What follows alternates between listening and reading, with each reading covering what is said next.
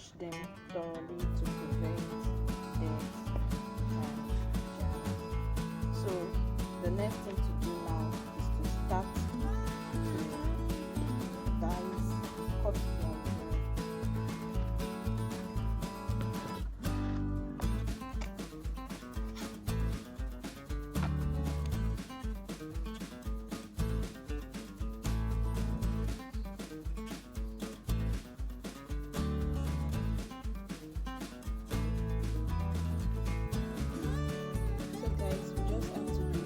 With all of this separation process, because it's very slippery, and if you are doing it for the first time, it's better to use a spoon so as not to get injured, because aloe vera is very slippery and might end up cutting yourself.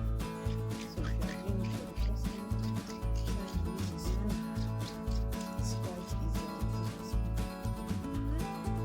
So the next process is just to extract all the gel, the juice from the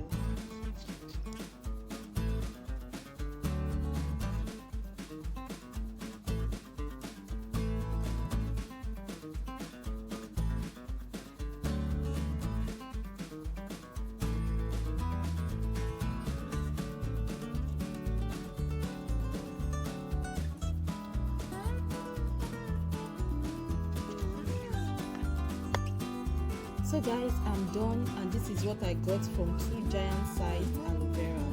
So the next thing I'll be doing now is to take this down to the blender and blend it, then extract the juice out of it, and I'll be using this remaining tube for aloe vera oil. So if you get an aloe vera, make sure it is green and fresh like this. Any aloe vera that is purple like is dying already and might not do the exact kind of work that it's supposed to do. And make sure your aloe vera is like this, the gel is like this, and not having a kind of creamy or yellowish color.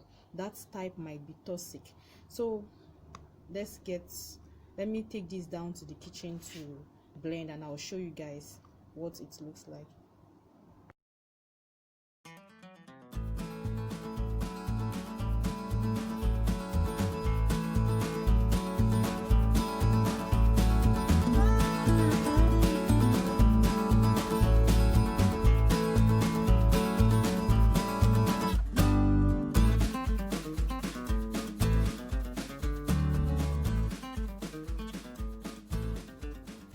So guys, our aloe vera leave-in conditioner is ready, and here it is after straining it and sieving out all the particles in it. So I'll be transferring it into my spray bottle right here. The spray bottle is going to make my work easier when I'm applying it into my hair.